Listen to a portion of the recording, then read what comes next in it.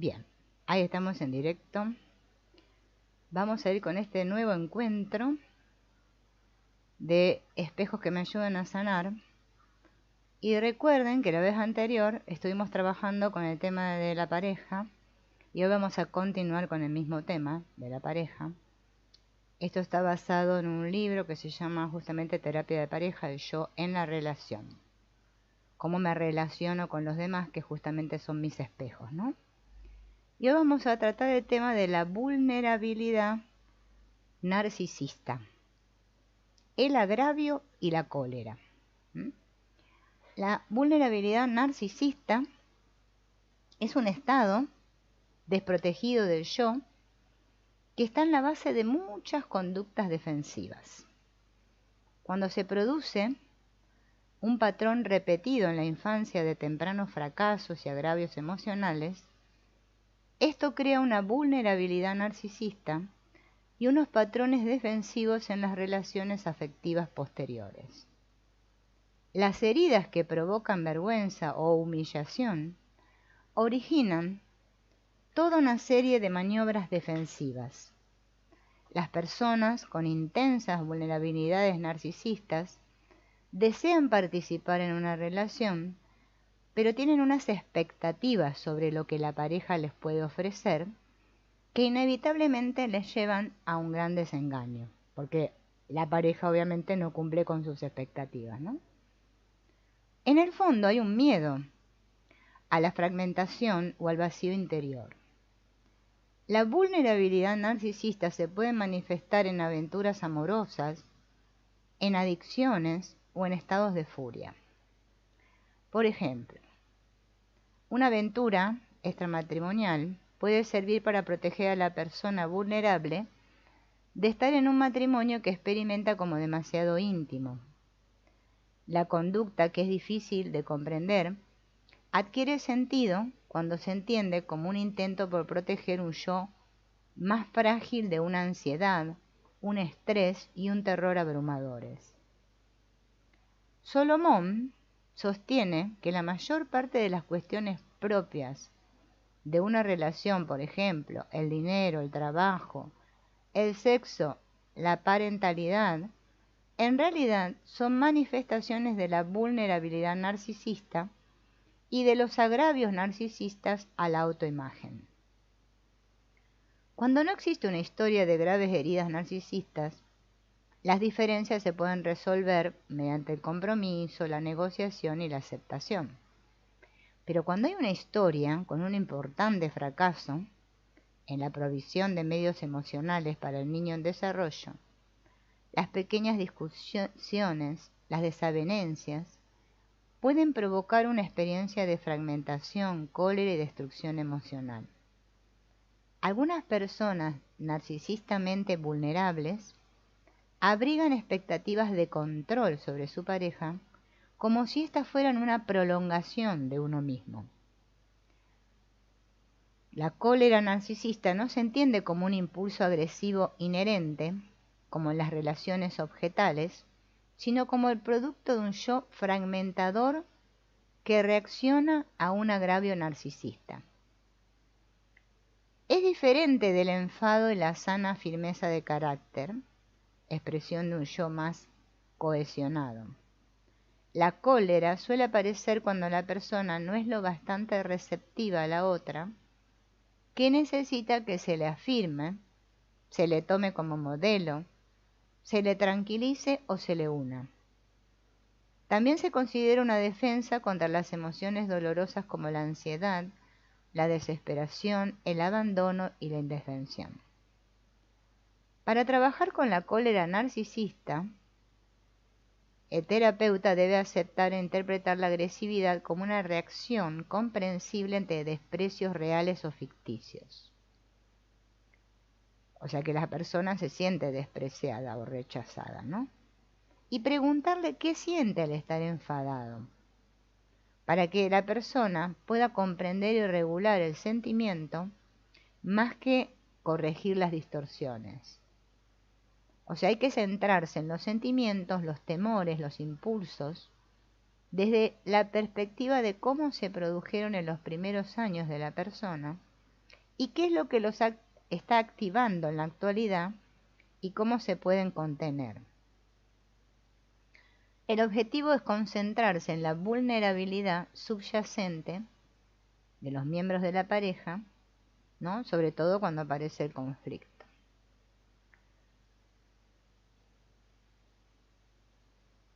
Bien. Vamos a hablar ahora de la intersubjetividad.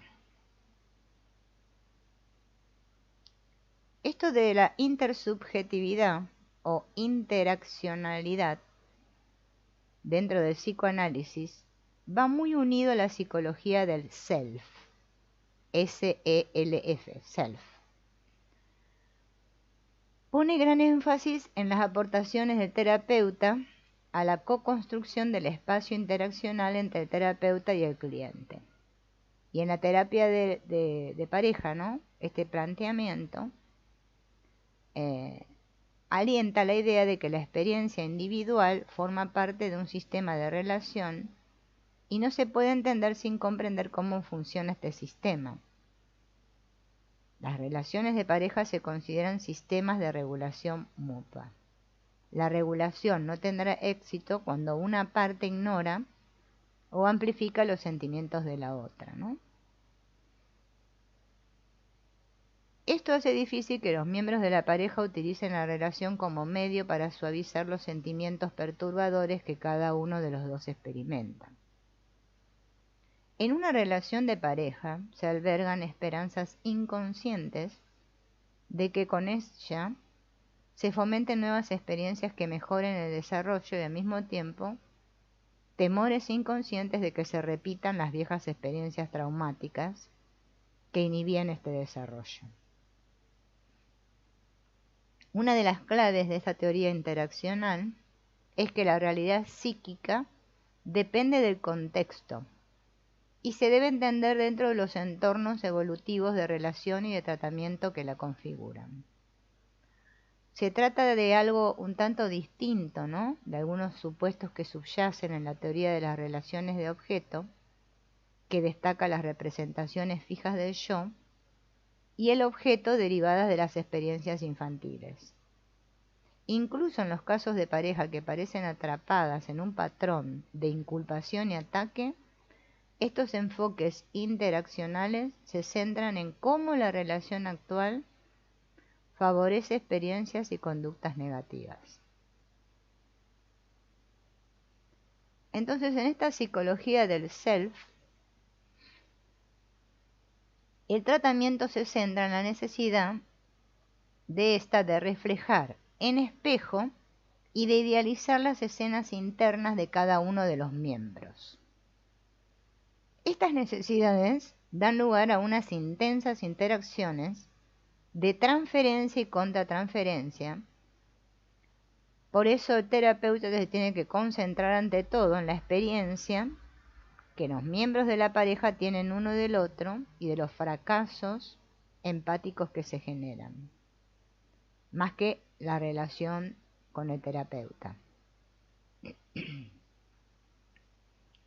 O sea que el trabajo consiste en ayudar a la pareja a reorganizar sus representaciones interiores negativas del otro. Por eso es el asunto de trabajar con el espejo, ¿no?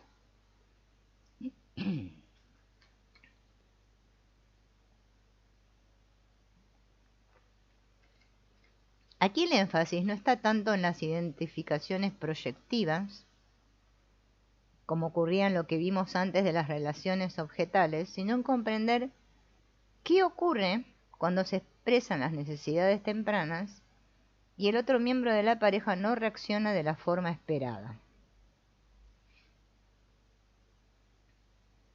Es decir, que lo que se busca es analizar los sentimientos que se ocultan bajo los conflictos de la pareja.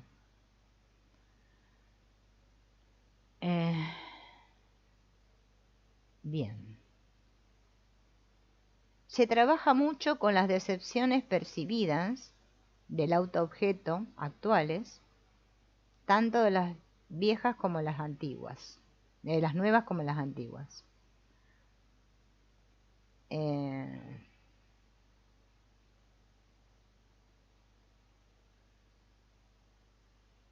Bien.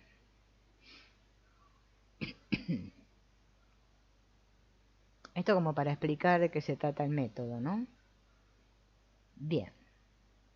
Y ahora nos vamos a introducir en algo que es muy importante, que es el asunto de la teoría del apego, ¿no? Porque, bueno, toda relación hay apego. Bien. La teoría del apego utiliza unos mecanismos explicativos un tanto diferentes. No obstante, se solapa considerablemente con los planteamientos de la psicología del self en lo que se refiere a su forma de explicar las causas ocultas de las dificultades de la pareja. Tanto las teorías interaccional y la psicología del self como esta que se basa en el apego, se preocupan ante todo de cómo se utilizan las protestas, el enfado y el retraimiento como maniobras defensivas para proteger un temor o una vulnerabilidad subyacentes en el sistema de la pareja. John Bowlby, creo que se pronuncia así, desarrolló el marco del apego para explicar cómo las personas establecen vínculos emocionales con otras figuras importantes y cómo trastornos psicológicos como la depresión y la ansiedad van unidos a la alteración de esos vínculos. Este autor demuestra que el apego proporciona mecanismos de seguridad y protección al niño en desarrollo y que la separación y la pérdida perturban esta base segura o refugio seguro, generando la protesta y el enfado, la depresión, la renuncia y el distanciamiento. El apego ayuda a regular la proximidad a los cuidadores, lo cual posibilita la exploración del entorno, que sería la base segura. Mientras que en momentos de enfermedad, fatiga o estrés, constituye un refugio seguro. La perturbación del apego genera sentimientos primitivos y de mucha fuerza. Entonces, la teoría del apego asume que esas primeras experiencias se organizan interiormente en un modelo de las relaciones que se convierten en los cimientos de la posterior personalidad adulta. Entre estos modelos están formados por una compleja red de sentimientos, de representaciones cognitivas y de conductas en las relaciones, en esencia un mapa del yo y de su relación con los demás. Las personas inconscientemente usan el modelo para predecir y comprender las relaciones actuales y darle sentido. Bien. Las buenas experiencias de apego de la infancia se traducen en un sentimiento de seguridad, confianza y protección. La función es la misma en el adulto. La formación de vínculos duraderos con unas pocas personas importantes con las que se puede contar para la protección psicológica, la reafirmación y la recuperación del equilibrio, todo lo cual lleva a un patrón seguro de apego. Las experiencias de apego deficientes generan patrones de inseguridad que se asocian con una diversidad de alteraciones como la ansiedad, la depresión, los trastornos alimentarios, los trastornos de personalidad. Entonces, esta teoría del apego ofrece una forma de conceptualizar las experiencias de apego del paciente y cómo los efectos de los primeros acontecimientos han influido en su modo de ser, y ese modo de ser, cómo la persona lo usa en sus relaciones. Las experiencias de apego seguro conducen a creer que las demás personas son comprensivas y receptivas, y que uno puede recurrir a ellas. Mientras que las de apego inseguro llevan a pensar de forma inconsciente que las personas importantes para uno no están a su alcance, ni son receptivas, sino que lo rechazan, que lo abandonan o lo maltratan. El niño aprende a negar cualquier aspecto de esta experiencia que su cuidador no pueda tolerar para así mantener el vínculo. Estas experiencias y sentimientos reprimidos después se convierten en una zona prohibida, con lo que se reduce la variedad de sentimientos en las experiencias relacionales de la edad adulta. Las personas buscan sin darse cuenta una pareja que de algún modo se ajuste a su modo de ser interior o lo tolere, con la esperanza de que se puedan dominar los viejos patrones. La comprensión de estas estrategias ayuda a formular objetivos, ¿no?, de modo de poder alcanzar una posición más equilibrada. Este es el ejemplo de Luis y Linda, que llevaban juntas más o menos un año, pero parecían incapaces de dar el paso de convivir o de comprometerse con una relación a largo plazo, pese a que una y otra decían que era eso lo que deseaban. Este estancamiento las llevó a hacer una terapia de pareja. A Linda le atraía la espontaneidad de Luis y su facilidad para expresar y comprender su propia vida emocional, y a Luis le atraía de Linda su planteamiento reflexivo y cuidadoso de la vida, su capacidad para planificar y ahorrar. Compartían muchos intereses juntas, ¿bien? Sin embargo, Linda se mostraba cauta porque había salido gravemente dolida de una relación anterior y no estaba segura de su capacidad de defenderse sola,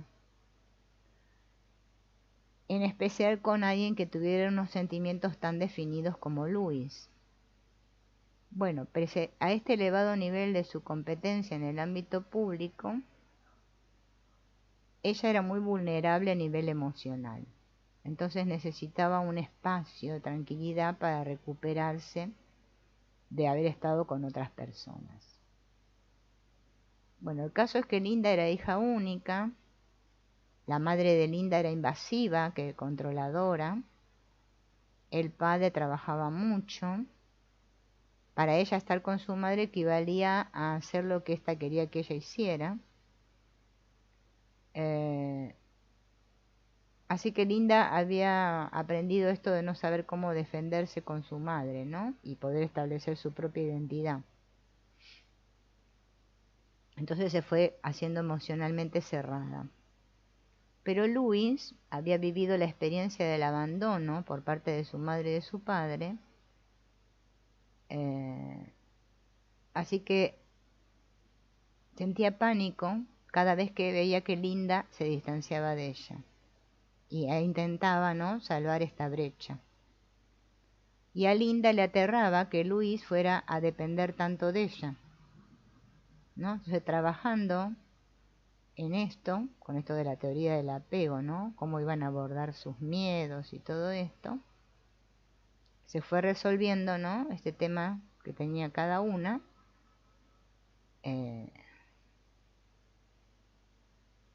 y bueno, y empezaron a aflorar, obviamente, todos esos miedos hasta que se llegó a un acuerdo. Este caso de entre Linda y Luis ilustra el proceso de trabajo con una pareja del mismo sexo, en este caso eran dos chicas, y su deseo de intimidad y de relación duradera y comprometida. Una cuestión común de las parejas del mismo sexo dice que tiene que ver con la similitud entre los miembros y las consiguientes características de exceso de familiaridad, tedio y falta de pasión sexual.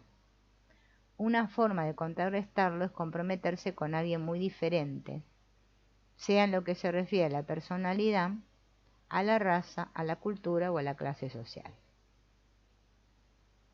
Bien. En las relaciones de pareja también hay otro tipo de trabajo, ¿no?, que se hace, que se llama la competencia narrativa y la función reflectiva.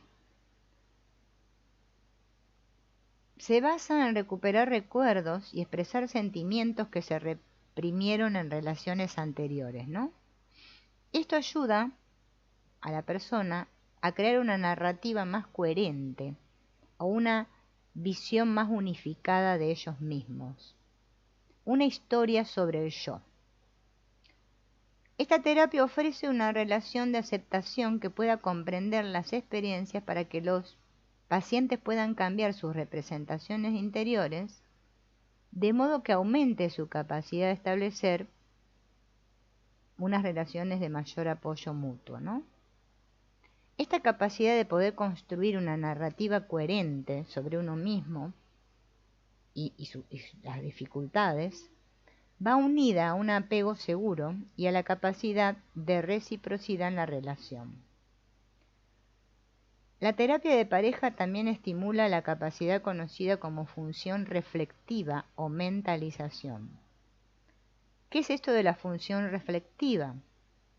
Es la capacidad de reflexionar sobre los estados mentales propios y de los demás. Guarda una estrecha relación con el apego seguro y la salud psicológica. Bien.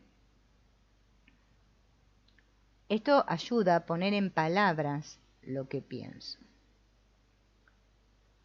En las relaciones de pareja, a menudo, la necesidad de tener un lugar en la mente del otro es lo que está en la base de muchos conflictos relativos a cosas prácticas, ¿no? Por ejemplo, como el tiempo que pasan juntos.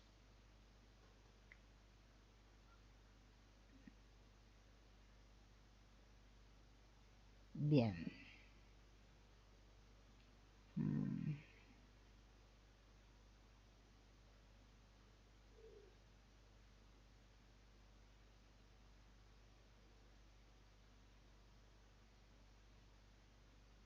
Continuando con el tema de la teoría del apego, vamos a continuar con el asunto de la teoría del apego,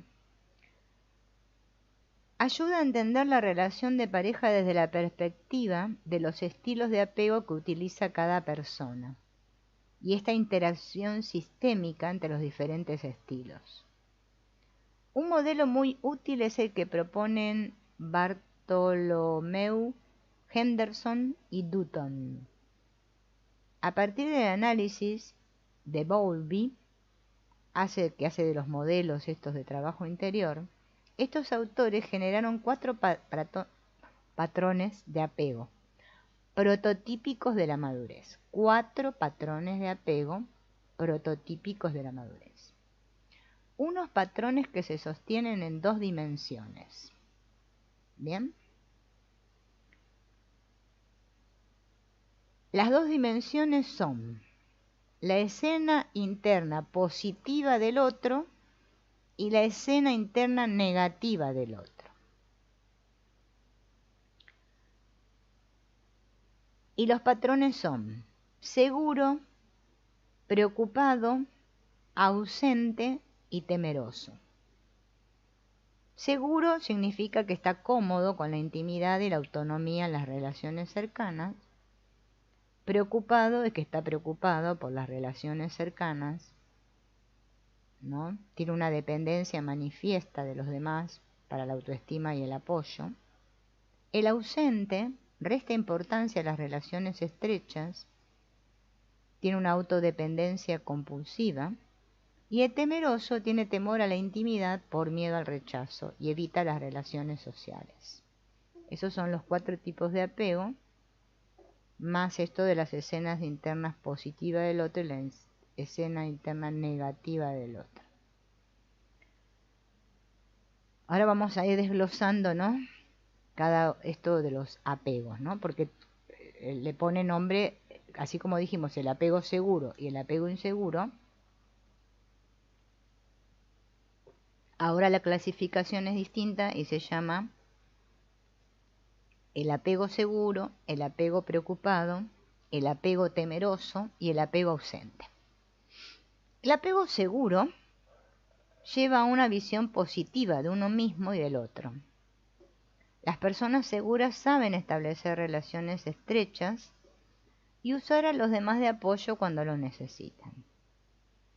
El apego preocupado lleva a un modelo positivo del otro, pero a un modelo negativo de uno mismo, con lo que se genera un estilo de exigencia y dependencia. En el apego temeroso es aquel en el que se ve a los demás como indiferentes y a uno mismo como alguien que no se hace querer, y se evita la intimidad porque se espera el rechazo. Y el apego ausente lleva a las personas a distanciarse de los demás para mantener una visión positiva de sí mismas. La autosuficiencia compulsiva y el autocontrol lo protegen del rechazo. Bien, la mayoría de las personas tienen un estilo predominante de estos, ¿no? Alguno de estos, pero en determinadas circunstancias es posible que recurran a alguna de las otras estrategias. En una relación de pareja sana, cada uno de sus miembros sabe moverse recíprocamente ante la situación de que el otro dependa de él y la de que él dependa del otro, ¿no? Con los estilos de apego inseguro, las personas suelen estar ancladas en una posición y son incapaces de pedir ayuda o ofrecer ayuda. Entonces, volviendo a la teoría del apego, esta se centra en cómo las amenazas al vínculo del apego perturban la relación de pareja, con lo que hacen que ésta se perciba como insegura. Pero otros teóricos sostienen que en una relación la capacidad de asumir riesgos emocionales es tan importante como la de crear seguridad. Stephen Mitchell, ¿sí? No sé si conocen a Stephen Mitchell, es la pareja de esta mujer, Byron Katie. Hola Betty, gracias por estar ahí. Byron Katie, no sé si la conocen, la señora que creó este trabajo, ¿no? El trabajo, que es muy bueno. Busquen Byron Katie, el trabajo de Byron Katie es excelente. Bueno, Stephen Mitchell, que escribió libros con ella, dice que fue un elocuente portavoz a la hora de relacionar con el psicoanálisis las aproximaciones relacionales, últimamente con su aplicación de estas interpretaciones a la dinámica de pareja. Él defiende, ¿no?, que en el centro de muchas dificultades de matrimonio o de pareja está la lucha por aunar el deseo y el amor.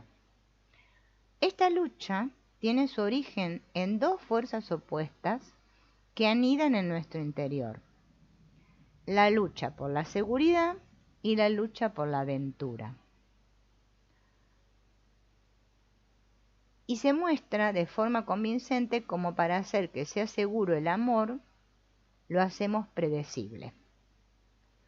Sin embargo, entonces sentimos que nuestra relación carece de pasión y de vida.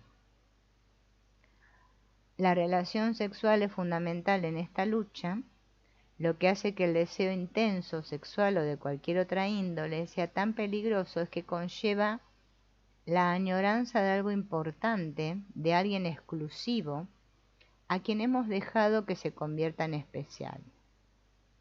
Es la especificidad del otro lo que lleva al riesgo, el encanto de otro sujeto fuera de nuestro control que origina una vulnerabilidad tan intensa.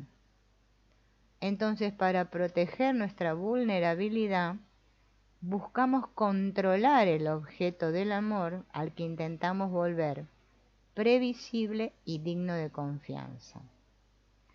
Al satisfacer nuestras acuciantes necesidades de un apego seguro con nuestra pareja, nos inclinamos a renunciar al riesgo y la novedad, que es la esencia del erotismo.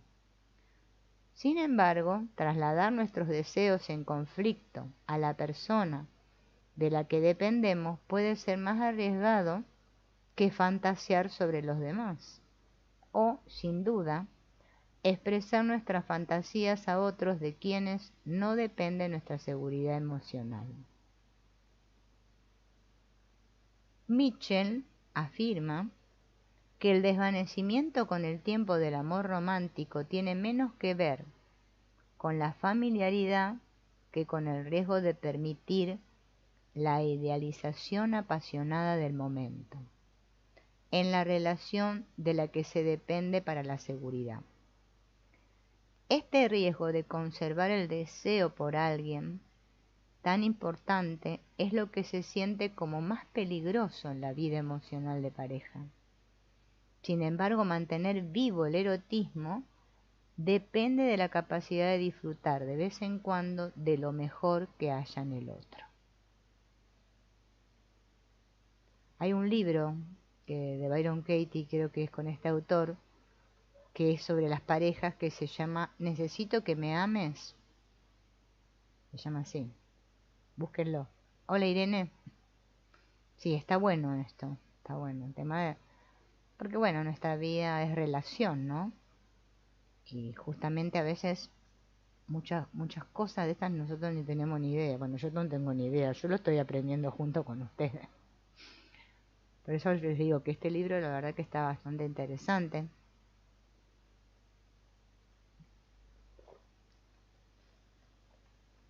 Porque está enfocado el tema de la pareja desde el lado del espejo, ¿no? Y de cómo yo me relaciono con mi pareja. Y acá habla, ¿no?, de la diferencia entre el deseo y el amor. Y dice que el deseo busca experiencias de aventura y rendición. El amor ansía la continuidad y la estabilidad. En el amor buscamos puntos de apego, de anclaje, alguien en quien sepamos que podemos confiar. En el deseo vamos en busca tanto de lo que carecemos y renegamos, como de lo que está más allá de nosotros mismos, fuera de los límites del autorreconocimiento, que en circunstancias normales protegemos con tanta fiereza, ¿no?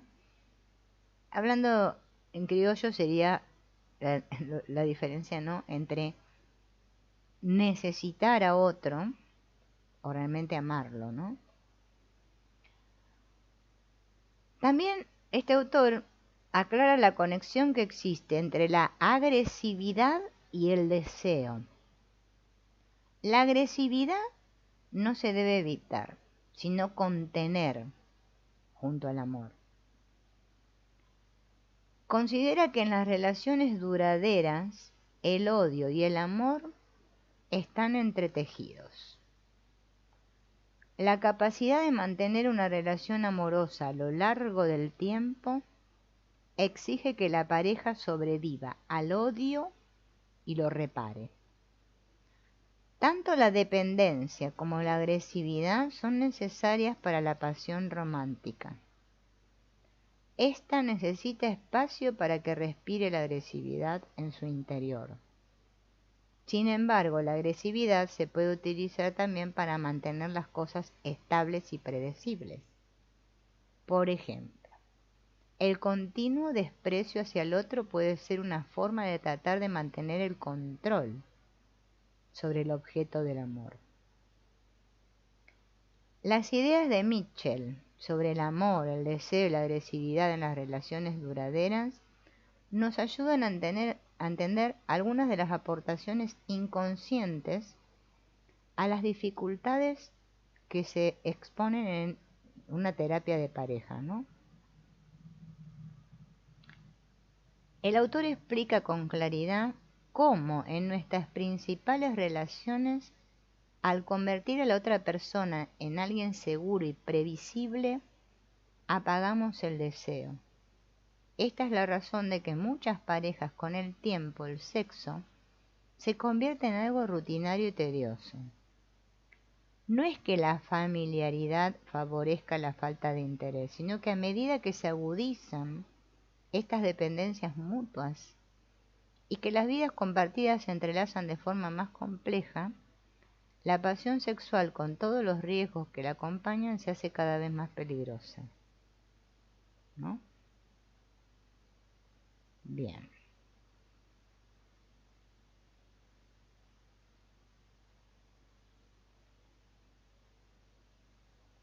Y ahora vamos a hablar más apuntando a lo sistémico, ¿no? Ahora que está tan de moda todo esto de los sistémicos con el asunto de las constelaciones, vieron que está el boom y la moda de las constelaciones. Bueno, ahora vamos a ver hacer una mirada sistémica. La relación de pareja no existe únicamente en la mente de las dos personas que hacen la pareja, ni en el espacio interaccional que media entre ellas. Existe también en la interacción personal entre los dos miembros de la pareja, una interacción cuya estructura y proceso se pueden observar y que influyen en el sistema social más amplio del que la pareja forma parte, al tiempo que está influida por él. O sea, todos como personas individuales tenemos un sistema detrás. Entonces cuando nos unimos en pareja, se juntan dos sistemas, ¿no? Bien.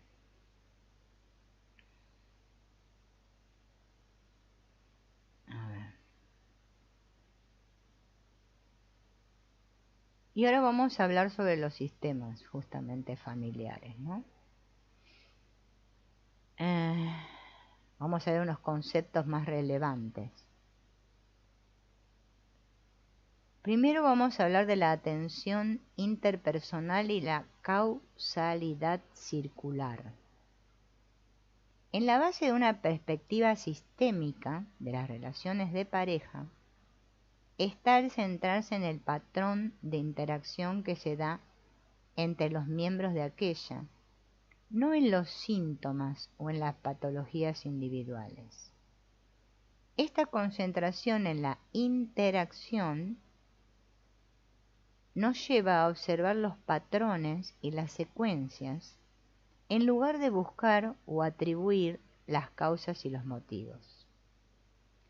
Desde una perspectiva sistémica, en la relación no hay nada que se produzca en el vacío. Toda acción es una respuesta a la reacción real o prevista de la otra persona en un círculo de continua retroalimentación. La sucesión de causa y efecto se pierde en un círculo de causalidad mutua. Esta idea de causalidad circular o mutua es muy útil porque muchas familias esperan encontrar la causa de sus problemas y determinar quién es el responsable, en vez de sumarse a la familia en la búsqueda lógica, pero improductiva de quién empezó qué. La causalidad circular señala que los problemas se asientan en una serie de acciones y reacciones y que para cambiar una interacción no hay por qué remontarse a las causas primeras. Bien. Y vamos a ver este principio de homeostasis famoso también de las constelaciones familiares y morfogénesis. Homeostasis y morfogénesis. Antes voy a beber, porque si no, no sigo.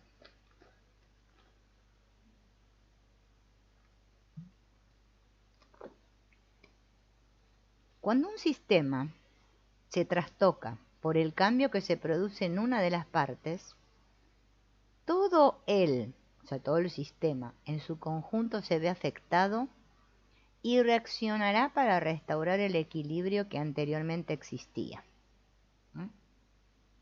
Esta tendencia a volver al equilibrio o a un estado constante es una propiedad de los sistemas llamada homeostasis. Entender este funcionamiento de la homeostasis permite descifrar los patrones interactivos del sistema. Por ejemplo, cuando una iniciativa aparentemente útil de un miembro de la familia pone en marcha un proceso de retroalimentación negativa en esta, que lleva al regreso a una situación menos satisfactoria o sintomática.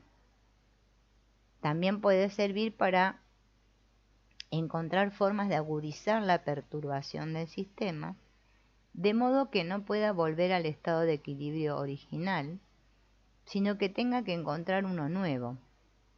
Y ahí aparece el proceso de morfogénesis. Es la forma de cambio. La morfogénesis es una característica inherente de los sistemas familiares debido a la maduración y el cambio físico y emocional de los miembros individuales que componen la familia. Entonces, los sistemas familiares alternan entre la estabilidad y el cambio, entre la homeostasis y la morfogénesis. A veces en una familia el proceso de adaptación se puede quedar estancado y entonces no se puede encontrar la forma de estimular este proceso de cambio, ¿no? Bien.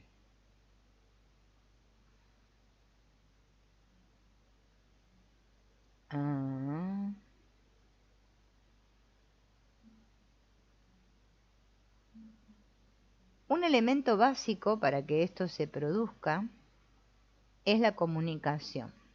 Si no hay comunicación, en una pareja no hay nada, ¿no? El patrón de comunicación que la pareja desarrolle se rige normalmente por las reglas sobre la comunicación, unas reglas implícitas o explícitas sobre de qué se puede hablar y de qué no, y sobre cómo se puede hablar de las cosas. A veces, cuando se observa un cambio de tono, en una sesión de terapia, ¿no? Obviamente se está hablando acá, este suele tener la sensación de que tal vez pida a la pareja que contravenga una norma que en su relación han fijado para la comunicación. Es frecuente que la norma exista para proteger a la pareja de sentimientos difíciles o del recuerdo de experiencias dolorosas. Es como cuando en una pareja hay ciertos temas que no se dicen que no se tocan o no se hablan, ¿no? La conocida Virginia Satir, que fue una de las pioneras de la terapia de familia, demostró esta función de la comunicación diciendo que es una tarea importante hacer explícitas y abiertas al debate estas normas que existen en la pareja. La comunicación entre los miembros de una relación está también pautada por los patrones, ya que cada uno tiene sus propios supuestos sobre la causa y la responsabilidad. Es un pensamiento lineal de causa y efecto, ¿no? Por ejemplo, Juan hace X y María hace Y, ¿no? Que da prioridad a la acción X de Juan.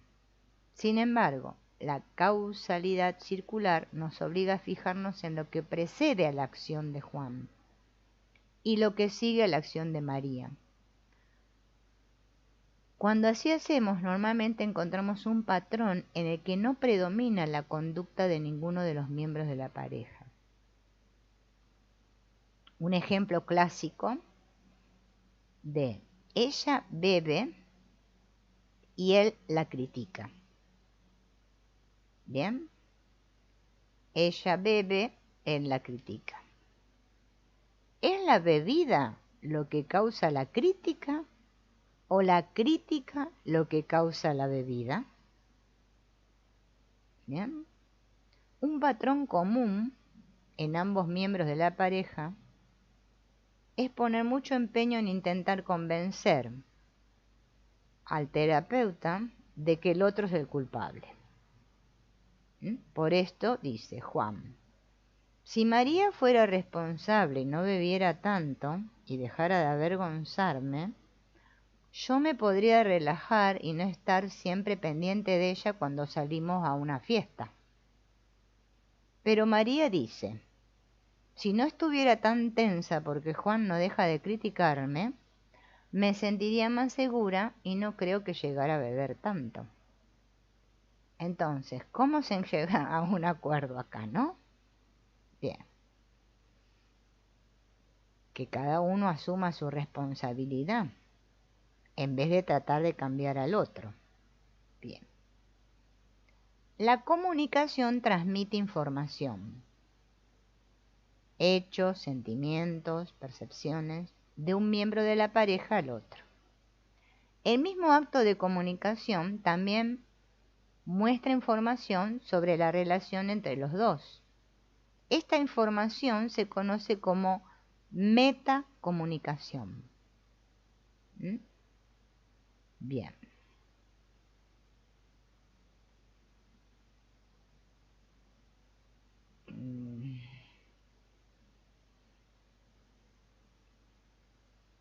Bien.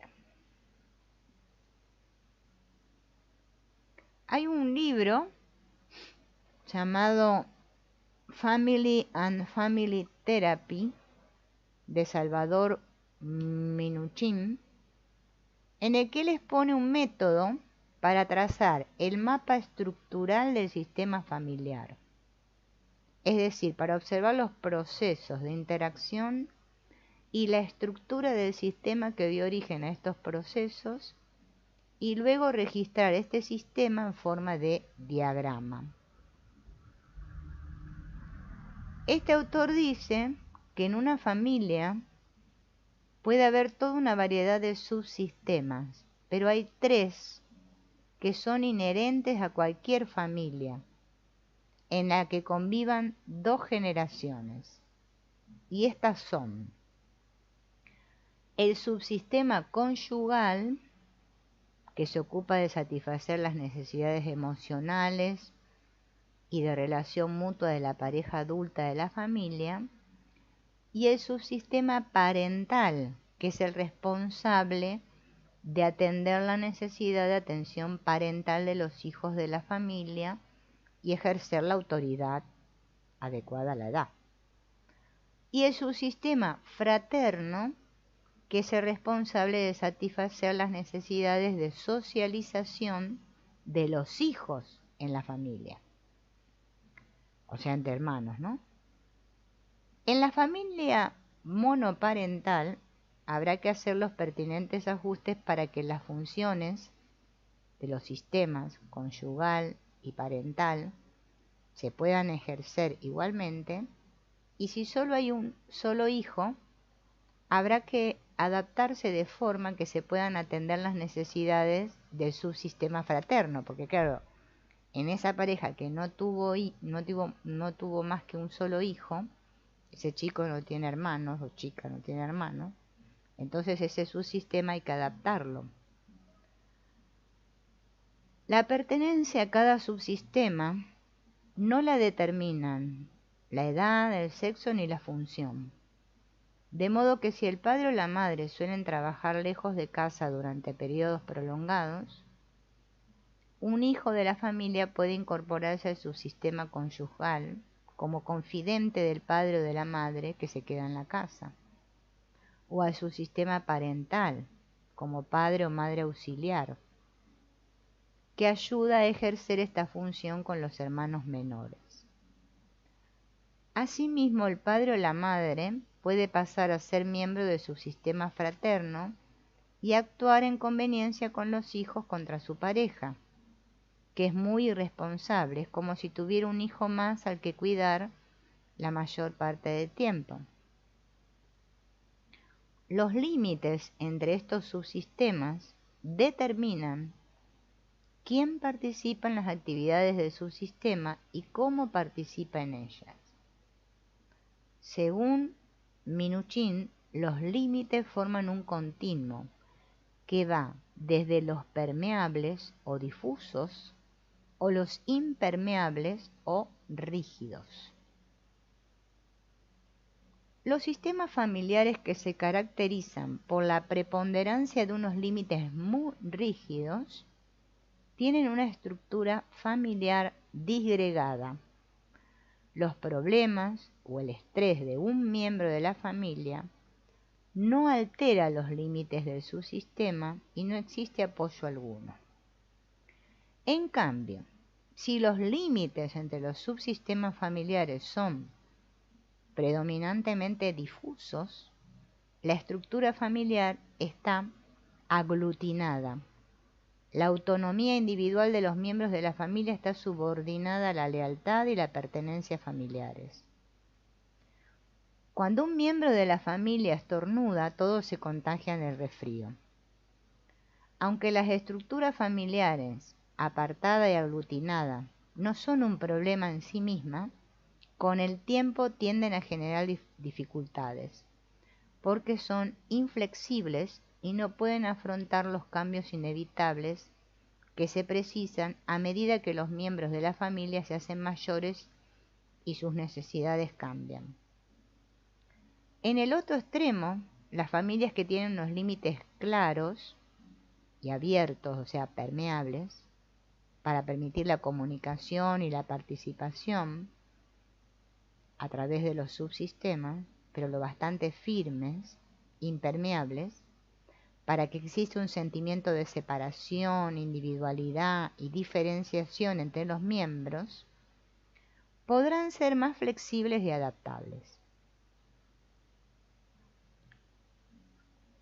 Bien.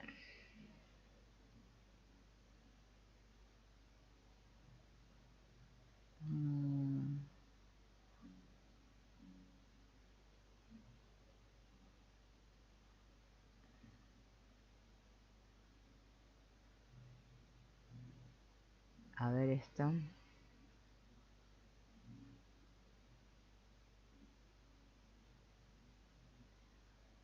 Bien, ¿cómo exteriorizar el problema? Porque el asunto siempre es que el problema subyace, ¿no?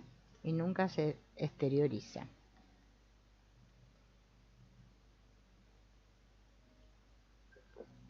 La afirmación, la persona no es el problema, se ha convertido en lema de la terapia narrativa de Michael White. Un lema con el que la atención se dirige a las historias saturadas de problemas de muchas de las personas que buscan la ayuda de un terapeuta. Las historias de las personas están saturadas de problemas, en el sentido de que la experiencia que la persona tiene de sus problemas ha venido a definir lo que es como persona. No puede pensar en sí misma sin pensar en su problema. ¿Bien?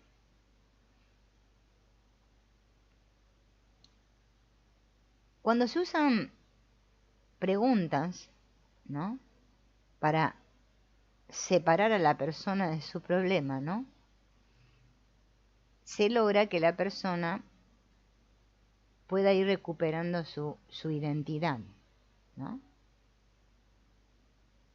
Entonces, lo que hay que buscar, ¿no?, es que la persona pueda llegar a ponerle nombre al problema, ¿no?, y luego hacer preguntas en las que se supone que el problema es una entidad externa a la persona, porque la persona está muy identificada con el problema, entonces hay que lograr que se separe del problema, ¿no? Vamos a suponer que el problema de una persona es que duda de sí misma, ¿sí? Entonces tiene que hacerse preguntas. Y se le pregunta, cuando la duda sobre ti mismo está activa, ¿cómo te persuade esa duda para que te sientas ansioso? ¿Mm? Cuando querés demostrarle afecto a tu esposa, ¿cómo te dice que te comportes la duda sobre ti mismo?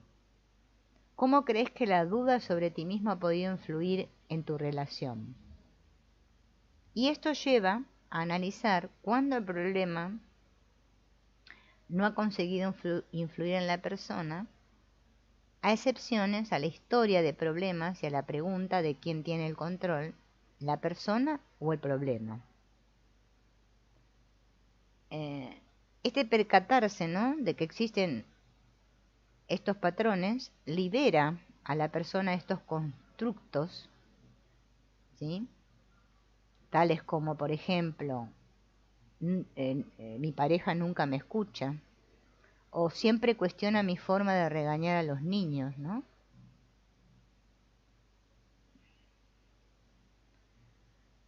Y así es como la persona llega a darse cuenta y poder separar, como dije, el problema de ella, ¿no? Si no, estamos como identificados con el problema. Bien.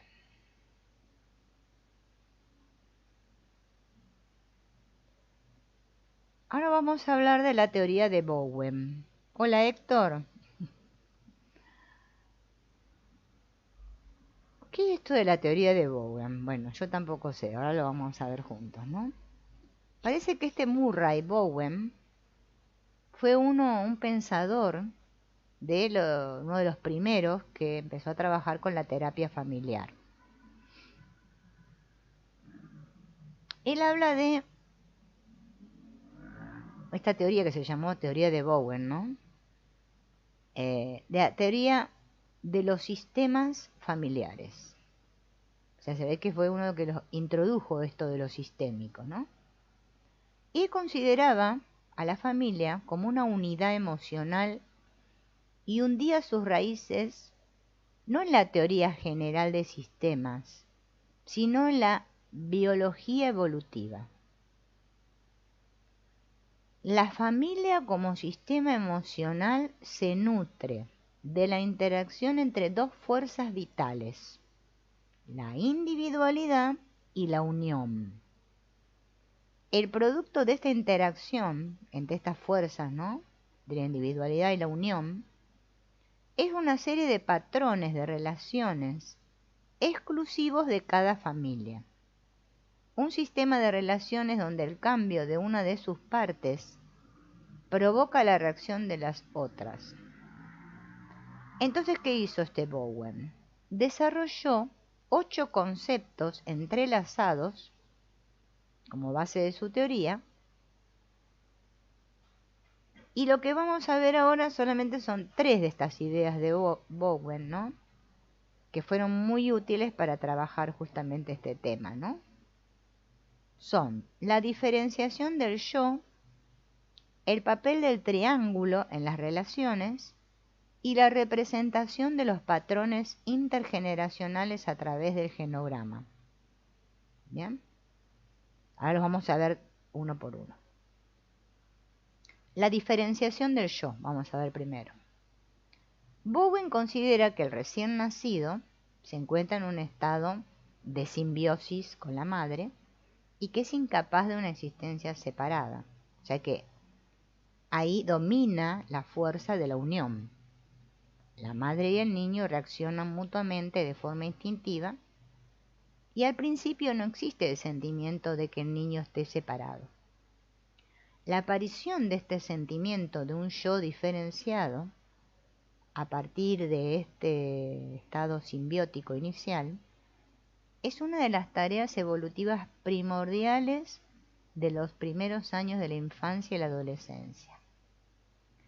Cuando se alcanza la fase de la primera madurez, cabe esperar que la persona haya desarrollado la capacidad de ser un individuo por derecho propio. Es decir, que sea capaz de saber cuál es su experiencia, su posición, ¿no?, en lugar de ajustarse a la postura de los padres o aceptar la postura de los padres. O tener que defenderse contra sus padres, ¿no?, o cortar las relaciones con los padres. Existe un equilibrio entre la fuerza que empuja hacia la unión y la que lo hace hacia la independencia. En la teoría de Bowen a este proceso se lo llama la diferenciación del yo.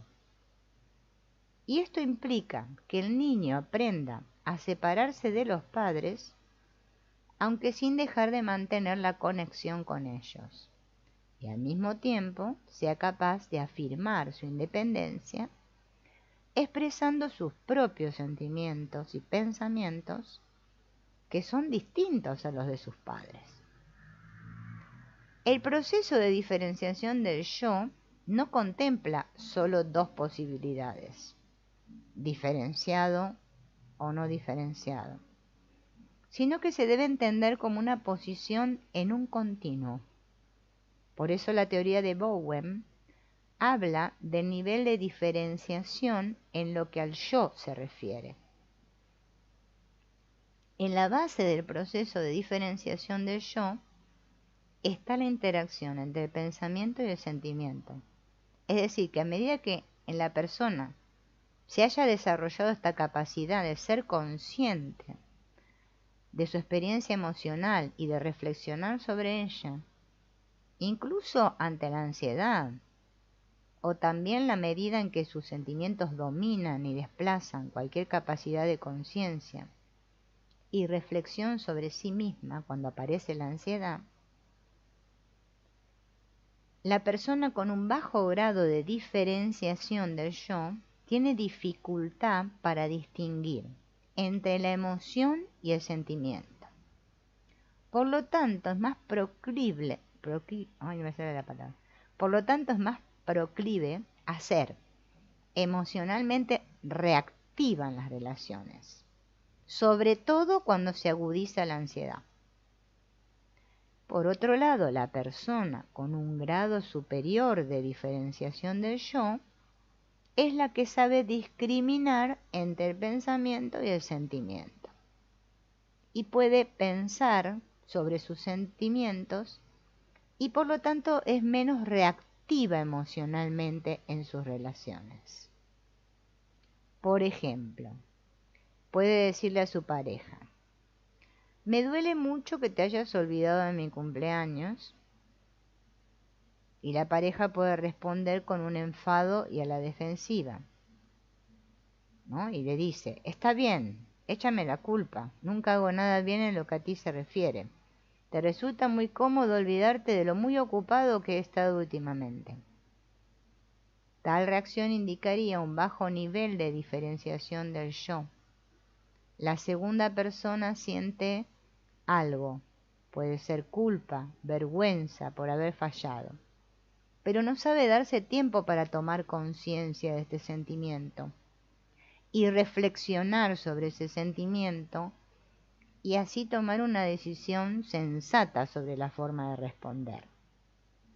Si fuera capaz de reaccionar desde un punto de mayor diferenciación, podría haber dicho algo así: sí, ya sé que estás disgustado y lo siento mucho.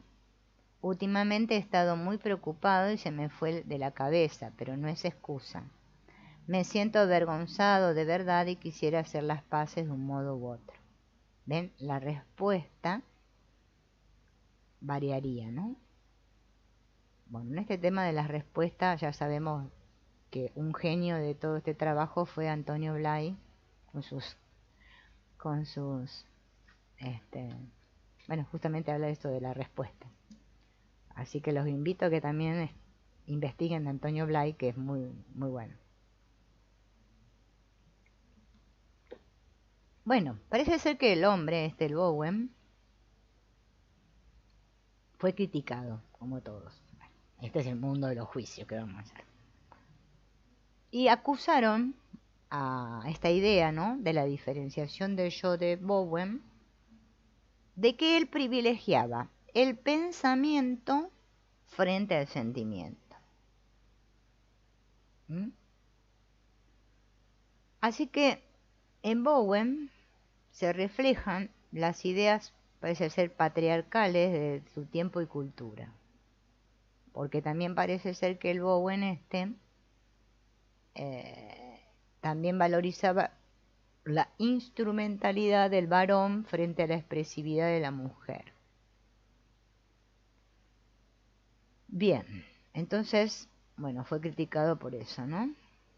Pero es importante señalar que la diferenciación del yo se refiere a la capacidad tanto de pensar como de sentir. Cuanto mayor sea el grado de diferenciación de la persona, mayor capacidad tendrá de seguir en contacto con su experiencia emocional. Y así tiene mayor capacidad para unirse emocionalmente a los demás y para permanecer unida incluso cuando la relación pase por un momento de ansiedad o tensión. Así que la diferenciación del yo es un proceso que nunca se completa. El patrón básico se puede establecer al alcanzar la primera madurez, pero las experiencias posteriores de la vida pueden favorecer una mayor diferenciación. Y al revés, en situaciones de estrés o de mucha ansiedad, se puede producir una regresión a un grado inferior de diferenciación y pasar a tener otra vez una conducta más reactiva. Bowen habla de una escala de diferenciación del yo, que va desde el 0 al 100. Bien, y es importante tener en cuenta que esta, tal como Bowen la concibe, pretende ser una ayuda visual o una metáfora, ¿no? Intentos de desarrollar instrumentos validados de forma empírica que midan aspectos del grado de diferenciación del yo. La idea de Bowen es que nadie está en el 0, la parte más baja, a menos que se encuentre en un estado psicótico crónico. Asimismo, nadie está en el 100 completamente diferenciado. Entonces, el punto medio de la escala representa una capacidad inicial de ser consciente de la diferencia entre sentimientos y pensamientos y de tomar decisiones sobre las reacciones o de actuar de acuerdo con esa conciencia. De la idea de Bowen, del grado de diferenciación del yo, se derivan dos puntos muy útiles. Primero, que en el proceso de elegir pareja, las personas tienden a buscar una cuyo grado de diferenciación del yo sea similar al suyo propio. Una implicación de tal realidad para la terapia de pareja es que uno de los miembros de esta inicialmente se puede presentar como el más fuerte o más sano emocionalmente, y el otro, el menos fuerte, o sea, el más frágil y más reactivo. Pero por lo general ambos necesitarán trabajar sobre cuestiones relacionadas con el grado de diferenciación del yo. Bien.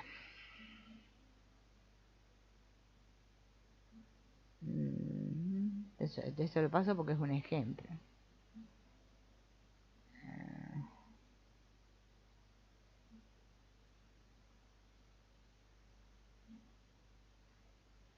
Bien. Ese sería el asunto entonces de la diferenciación del yo. Ahora vamos a pasar al tema de los triángulos, ¿no? Parece ser que el Bowen no fue el que inventó ni descubrió los triángulos.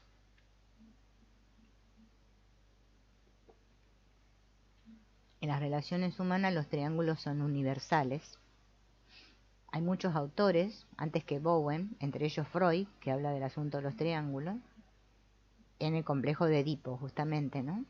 En este asunto de la mamá, el papá y el hijo. Pero Bowen se centró en el proceso por el que se forman los triángulos y en la importancia que tiene resolver los triángulos rígidos para que el sistema familiar pueda recuperar la flexibilidad. La estabilidad de la relación de dos personas depende de dos factores: el nivel de diferenciación de las dos partes respecto a la relación y el grado de ansiedad implícito en su relación. Cuando en una relación aumenta la ansiedad y con ella el nivel de estrés, se llega a un punto en donde el grado de diferenciación de las dos partes es insuficiente para gestionar el nivel de estrés implícito.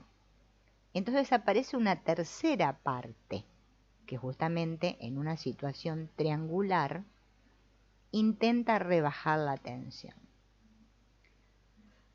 A partir de la obra de Bowen, que se llama Fogarty, que habla del movimiento en las relaciones, que forma parte de la gestión de la cercanía y la distancia, de modo que cada parte se mueve hacia la otra o se aleja de ella, tanto en sentido emocional como en sentido literal, los triángulos se forman como consecuencia de este movimiento y se convierten en un mecanismo de cortocircuito cuya finalidad es evitar que resulten incómodas la intimidad y la actitud de afrontar las cuestiones conflictivas. Así, por ejemplo, el padre o la madre se pueden mover hacia el hijo en busca de cercanía para resolver una sensación de soledad y distanciamiento con su pareja. ¿Bien? Así que el grado de intensidad del triángulo depende del nivel de diferenciación que los miembros de la pareja hayan podido conseguir con su familia de origen.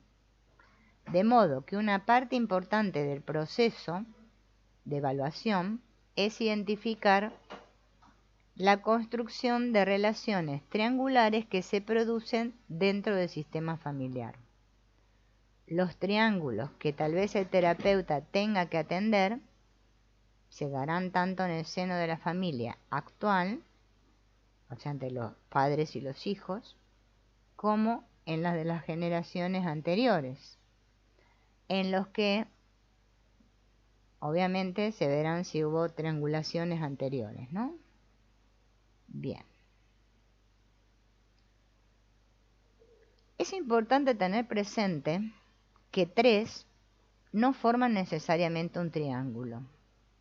Este aparece cuando existe un desacuerdo en la relación entre las 3 partes que controlan la conducta. La clave de trabajo con triángulos es dirigir su movimiento en otro sentido, de manera que la conducta sintomática que el triángulo representa pierda sentido.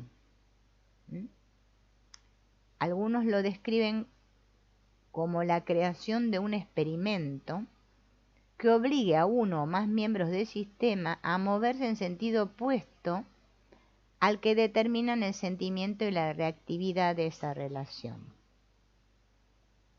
Bien.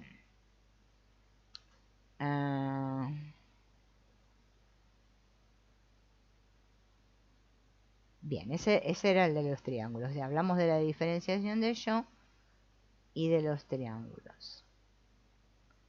Ahora vamos a hablar del sistema familiar multigeneracional, o sea, el uso del genograma, que es otra de las herramientas de este Bowen, ¿no? Él demostró que los patrones de relación en el proceso emocional familiar se van transmitiendo de generación en generación. Y demostró que la comprensión y la intervención en este proceso intergeneracional suele ser un elemento importante para que los patrones de relación actuales cambien. Bowen consideraba que el centro de atención de la terapia eran las dificultades en la relación actual, pero también pensaba que el proceso de comprensión del patrón de dinámica familiar intergeneracional heredado es una clave importante para poder desentrañar las dificultades actuales de una relación. Él se refería a esto como el proceso de proyección familiar multigeneracional. Su teoría indica que el nivel de diferenciación, por ejemplo, de dos personas, ¿no?, en una relación de pareja, será consecuencia del grado de ansiedad que sus padres de sus familias de origen proyectaron sobre ellos.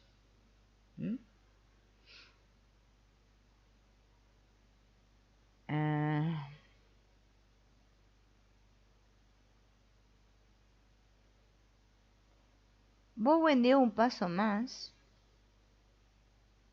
y a partir de su experiencia innovadora de intentar comprender y cambiar su propio sistema familiar, llegó al convencimiento de que el hecho de que el adulto realmente vuelva a casa y encuentre nuevas formas de relacionarse con su familia de origen, puede convertirse en un punto fundamental para el cambio. ¿Mm?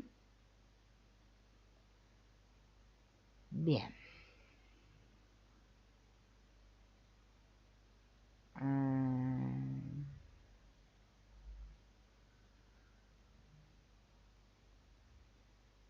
Este proceso, ¿no?, que va acompañado, dice, de la construcción del genograma, ayuda, ¿no?, para que podamos ver ahí, ¿no?, y reflexionar sobre las relaciones que se muestran ahí en el genograma y qué experiencias asociamos, ¿no?, qué recuerdos pueden venir que sean provechosos para poder resolver nuestra situación actual de pareja. Bien, bueno, por hoy lo vamos a dejar aquí, porque ya hablé mucho y ya después me quedo ahí. Bueno, tanto no, pero hablé 1 hora y cuarto. Bien. En la próxima vamos a seguir con estos sistemas, ¿no?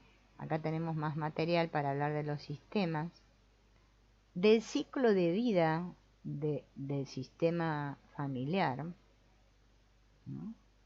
Está interesante este libro, me gusta. Cómo la familia, la relación de pareja es cambiante.